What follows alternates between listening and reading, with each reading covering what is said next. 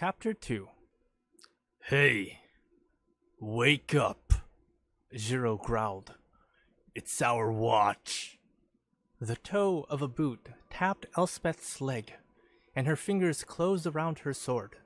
She'd been asleep for such a short time, and despite the hard ground, the knobby roots under her thin blanket, and the stench of rotting apples, she really didn't want to wake up. Elspeth opened her eyes just as a shower of sparks erupted from the volcanic Mount Velus, which dominated the horizon above the orchard where they were camped. Tonight, the night sky was particularly vibrant. Astral clouds of violet and blue framed the mountain and transformed into wave-like patterns before her eyes. The inhabitants of Theros had a name for the night sky: Nyx, the realm of the gods. At first, Elspeth thought people were being metaphorical about the word realm, but she'd been back on Theros for several months, and the more Elspeth learned from visiting the temples, the more it sounded like Nyx was an actual place. She'd come back to the plane because of the gods. Maybe the gods made Theros immune from atrocities like she witnessed on Mirrodin, or the chaos that afflicted Bant. If the gods were the key to the safety of the world, she needed to understand everything about them. But first, she had to earn her keep by working for Jiro, and he was nudging her in the side and ordering her to wake up. Now! Jiro crouched down and shook her shoulder. Or I take that precious blade of yours and kick you in the river. Don't touch my sword, Elspeth said, climbing out of her bedroll. Jiro was the captain of a crew of sellswords based on the foreigners' quarter in Akros. Jiro paid tribute to Iroas, god of victory. He even called his crew Iroas Cutters, after the patron god of Akros. Except Elspeth, all of the Cutters had served in the Akroan army at one time or another, but had been cast out for reasons no one talked about. Outcasts not by birth, but by circumstances. Jiro took jobs out of necessity, but he and his men often talked of regaining the favor of the authorities. Elspeth knew he longed to be accepted back into the pristine city beyond the boundaries of the shabby quarter he now called home. Jiro waited impatiently while she rolled up her bedroll and stashed it with the rest of the crew's gear under a tarp strung between two apple trees. This was their third night sleeping in the orchard of a nobleman's estate just outside the walls of Akros. The Takis estate was one of a few large agricultural holdings near the city. It thrived on the banks of a tributary of the Deda River, which flowed from high in the mountains down to the river. It thrived on the banks of a tributary of the Deda River, which flowed from high in the mountains down to the sea. Arvid Takis, the patron of this estate, was angry with King Anax of Akros, which is why he turned to Jiro for protection rather than relying on the help of the army. The Cutters had been hired to watch for Leonin raiders coming from the highlands. Of the major estates around Akros, this was the only one that hadn't been attacked by marauders. Jiro's crew was watching around the clock, taking turns patrolling the guards. "Where are the other men?" Elspeth asked Jiro as they made their way from the orchard to the walls of sprawling Takis Manor. They're doing a pass around the Hinter grounds, Jiro said. Then they'll retire to the orchard for what's left of the night. "Isn't it usually the Minotaurs that are the main threat to Akros?" Elspeth asked. "Why does Master Takis think the Leonins are at fault?" A Leonin was spotted in the orchard a few days ago, Jiro said. Minotaurs don't do scouting missions before the attack. Elspeth had learned that hordes of Minotaurs plagued the mountains around Akros. Caravans that traveled the great river road alongside the Data River to the sea were constantly attacked. Although Minotaurs lacked the organization for a full-scale attack against the polis, even the flat land around the walls weren't immune from the constant Minotaur threat. The conflict originated with the gods themselves. Iroas and Mogis were twin brothers and both gods of war. But Iroas' domain was victory and honor, while Mogis prized slaughter and pain. They were always at each other's throats, and Iroas' main focus seemed to be keeping his brother at bay. "What temple did you see this week?" Jiro asked pointedly. He was both amused and alarmed by Elspeth's exploration of the holy sites of his city. He acted as if her interest in the pantheon was distasteful at best, and perhaps a little immoral. There was only one god for him, Iroas, and he would never darken the door of a lesser god's temple. "I visited a shrine of Keranos at the back of the Royal Observatory," Elspeth said. "They assured me that it was just a poor imitation of his divine observatory, his temple in the mountains." "Keranos, the god of insight. Pah!" Jiro said, making a dismissive motion with his hand. "He's never told me anything I didn't already know." "Heliod also has a shrine outside of Akros in the mountains?" Elspeth asked tentatively. Thinking about Heliod made her feel strange. She remembered him from her first visit to Theros, years ago on the mountainside. Since then, whenever she heard the word God, she always saw his face. "It's just up the ridge trail, less than a mile from the King's Gate," Jiro said. "The location is out of respect to Iroas, not because we Akroans disregard the god of the sun." When they'd reached the edge of the orchard, a strong scent of citrus hung in the air. Two ceremonial towers stood on either side of a bronze gate, which was open slightly. As they watched, dappled prismatic light shone down from Nyx. The cosmic shadows cast from the heavens were constantly on the move across the land. It had been disorienting at first, but now Elspeth saw it was like a natural camouflage. If you could move with the light shadows, you could be nearly invisible. Still in the darkness, under the trees, Jiro crouched down and inspected the impressions in the dirt road leading up to the gate. There were so many foot and hoof prints that it looked as though an army had ridden through the area recently. Elspeth waited for Jiro to act, but he was still at his post. He was an older man, with a pleasant but time-worn face, and Elspeth thought highly of him because he didn't blink at hiring her, a foreign female who reported no military training.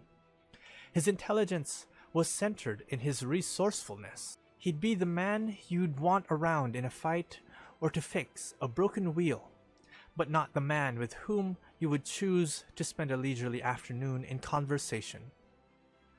"Something's wrong," Jiro whispered. "The boys, they should have completed their pass, but there's been no signal. And why did they leave their gate open?" As if in response to his words, the south watchtower exploded in a hail of fire, shards of stone and red dust. Elspeth whirled around and covered her eyes as the rubble rained down on them. They were saved from the worst of it by the overhanging branches of the apple trees. When the dust cleared, they could see that the gate had been melted down the middle, leaving a wide gap into the grounds of the estate. With their weapons drawn, they ran through the twisted metal of the gate, which glowed red-hot from the explosion.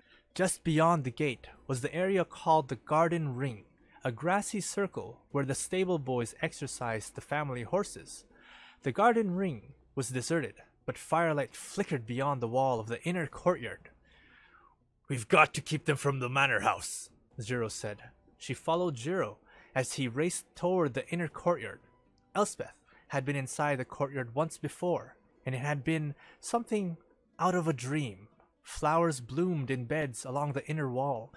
Hanging baskets overflowed with blossoms, and a pond teemed with golden fish.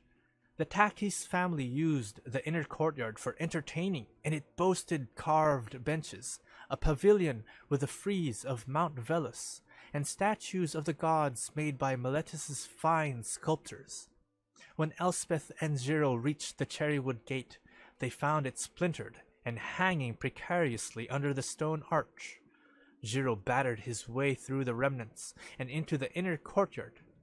They stopped short beside a burning trellis. The pink roses now black husks. From the trellis, the flames traced the mortar between the flagstones, which glowed with unnatural heat. Zero hurried to the ash-choked pond and looked frantically for a vase or bucket. But something in the shadows in the corner of the garden caught Elspeth's eye. It was obscured by bushes and a line of fruit trees, and it was so low to the ground that she thought it might be an animal terrified by the flames. She took several cautious steps toward the shadows. Eyes stared up at her, but they had strange rectangular pupils that bisected the iris. "Elspeth!" Zero called. "Help me with the fire!" When Elspeth turned her head to Zero in response, the creature lunged through the bushes and plowed into her. It knocked her off her feet and was on top of her, snarling and snapping as if it were trying to devour her face. Several more dark shapes bounded off the top of the wall over her. They made a strange, hollow sound as they hit the flagstones. When they landed, all three charged at Zero. Elspeth shouted a warning and braced herself against the attacker. With one arm jammed under the animal's throat to keep its teeth at bay, Elspeth's fingers found her sword. She couldn't swing the blade to slice, but she slammed the hilt into its head. It reared back in pain and she shoved it away. Elspeth scrambled to her feet as the creature drew back into the shadows in temporary retreat. She peered into the darkness, where she could see the outline of... What kind of creature was it? Its form was blurry, as if the air around it shimmered with energy. It might be some kind of canid, but it was definitely not a leonin. Too small, she thought, as it blasted out of the bushes and jumped at her again. She dodged it and swung a wide, low arc. The tip of her sword sliced it from belly to chin, and it fell to the ground. Elspeth raced for Zero, who was pinned against the wall as the creatures encircled him and tore at him with their teeth and hands. In the light from the burning trellis, she could see they had furry legs with hooves, but their torsos were humanoid. Before she could reach her captain, several more creatures appeared along the top of the wall. They leaped down at her as if the 15-foot drop was nothing. At the edge of her vision, she saw that the one she had cut so badly now stumbled to its feet. Blood gushed from its wounds and stained the ground, but it took no notice of its injuries. She plunged her sword into the throat of the closest attacker and waded into the fray near Zero. She wondered if her vision was distorted because she couldn't quite see what she was fighting. But everything else, the trees, the flowers, the flames, stood out in sharp detail. "They don't stop!" she shouted as she sliced off the disturbingly human arm of another relentless attacker. Losing an arm only made the thing pause. When it regained its footing, it charged at her, mouth first. Elspeth split its skull with her blade, and it slumped to the glowing flagstones. They might be subject to harm, but they were insanely persistent. Nearly a dozen of the creatures had leaped down from the wall and crowded inside the courtyard. Those who weren't attacking Elspeth or Zero were smashing statues or setting fire to anything that would burn. They seemed to be in a mystical trance, making jerky motions while they casually destroyed the beautiful courtyard. "Guard the door!" Zero screamed as he sliced his blade through the air. Blood sprayed on the wall behind him. Elspeth darted across the burning ground and positioned herself in front of the door that led into the manor house. She felt a strange wind swirl around her. Each of the creatures froze for an instant, twitched abnormally, and then resumed their activities with renewed vigor. Something magical was at work here, no doubt. She took a deep breath, preparing to cast the spell despite the chaos around her. Her friend Ajani had once told her that all magic came from the land, but the strongest mages found individual ways to channel it in battle. Some chanted words to focus their minds, while others cried out the names of their enemies. For Elspeth, she learned how to channel it through the ritualized motions of her blade. She was still using the power of the land, but the patterns focused the magic, like sound blasting through a horn. 3 of the creatures charged her simultaneously, but Elspeth's spell was complete. Strength surged through her and empowered Zero too. She heard him shout a battle cry as the unexpected energy flooded his body. A creature clamped its jaws down on her forearm, but she barely felt it. Elspeth brought her sword down and practically severed its head from its body. She shook her arm violently to dislodge the lifeless head from her arm. Another tried to gore her with its horns, but she kicked it back, and it stumbled into another one. After the impact, the 2 turned on each other. They tumbled to the ground. The one on top slammed its head into the other. Then it ripped out its throat with its teeth and began to eat the other's flesh. In horror, Elspeth watched the gruesome spectacle of cannibalism against the backdrop of flame.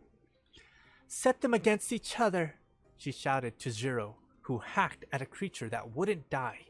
She ran at one who was pounding the stone head of Iroas into dust with a hammer.